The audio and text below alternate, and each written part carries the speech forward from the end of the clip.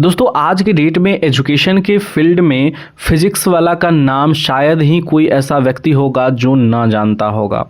तो फिजिक्स वाला अब एक बहुत बड़ी कंपनी बन चुकी है और अपने कंपनी को स्टॉक एक्सचेंज पे लिस्ट कराने की तैयारी में है। तो सेबी से परमिशन मिल गया है। अगले हफ्ते 11 नवंबर को फिजिक्स वाला का आईपीओ आ रहा है। तो इस वीडियो में मैं आपको फिजिक्स वाला के आईपीओ की कंप्लीट जानकारी दूंगा। आईपीओ के डिटेल्स के अलावा कंपनी की फाइनेंशियल्स के बारे में भी मैं आपको बताऊंगा। इसके अलावा कंपनी इस आईपीओ से जुटाए गए पैसों का कहां कहां खर्च करेगी वो भी बताऊंगा। इन्वेस्टर के लिए क्या सही और क्या गलत है, सारी चीज़ें मैं आपको इस वीडियो में जानकारी दूंगा। तो वीडियो में अंत तक बने रहिएगा दोस्तों। सबसे पहले बात करते हैं इस आईपीओ के डिटेल्स की, जो बेसिक डिटेल्स हैं उसके बारे में। तो आईपीओ का जो इशू साइज है वो 3,480 करोड़ रुपए का है। 11 नवंबर से लेकर के 13 नवंबर तक आईपीओ अप्लाई करने के लिए खुला रहेगा। एक दिन पहले यानी कि 10 नवंबर को एंकर बुक के लिए खुला रहेगा, एंकर इन्वेस्टर के लिए। इस 3480 करोड़ रुपए में 3100 करोड़ रुपए के नए यानी कि फ्रेश इक्विटी शेयर इशू होंगे और बाकी बचे 380 करोड़ रुपए जो हैं उनके शेयर जो पुराने एग्जिस्टिंग शेयर होल्डर हैं वो बेचेंगे।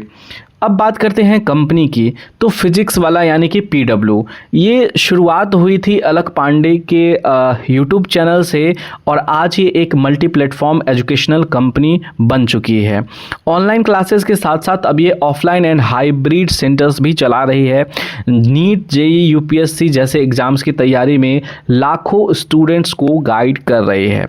तो दोस्तों अब सवाल ये है कि कंपनी आईपीओ क्यों लाना चाह रही है। तो आईपीओ से जुटाई गई राशि का इस्तेमाल कंपनी कई कामों में करेगी, जैसे कि नए ऑफलाइन एंड हाइब्रिड सेंटर्स खोलने में 460 करोड़ रुपए खर्च करेगी।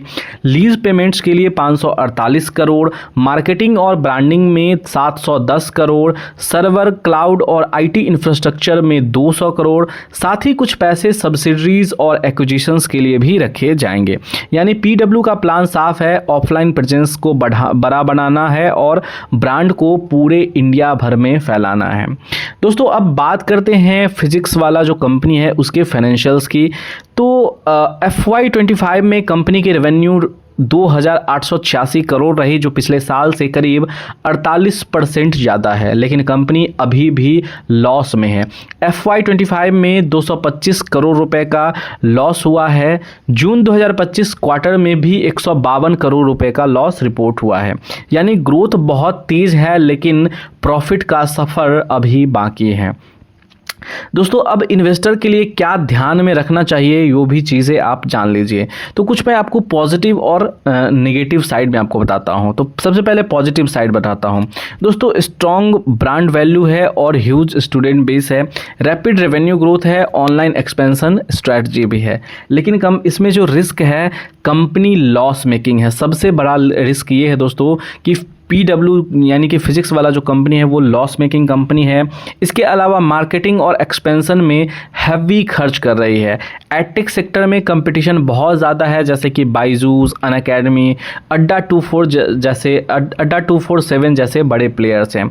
तो कुल मिलाकर दोस्तों फिजिक्स वाला आईपीओ एक हाई ग्रोथ है लेकिन हाई रिस्क स्टोरी भी है। अगर आप लॉन्ग टर्म इन्वेस्टर हैं और एडटेक सेक्टर में भरोसा रखते हैं तो इसे वॉच लिस्ट में ज़रूर आप रख सकते हैं, लेकिन शॉर्ट टर्म लिस्टिंग गेन के लिए थोड़ी सतर्कता जरूरी है। ग्रे मार्केट प्रीमियम और सब्सक्रिप्शन डेटा पर नज़र बनाए रखिए। दोस्तों आपका क्या मानना है, क्या फिजिक्स वाला अपने इन्वेस्टर्स को भी बढ़ाएगा प्रॉफिट का फॉर्मूला? कमेंट में बताइए। वीडियो पसंद आया हो तो लाइक कीजिए, चैनल को शेयर कीजिए और सब्सक्राइब भी कीजिए। दोस्तों हम आपसे मिलते हैं अगले वीडियो में अगले टॉपिक के साथ। तब तक के लिए धन्यवाद। जय हिंद।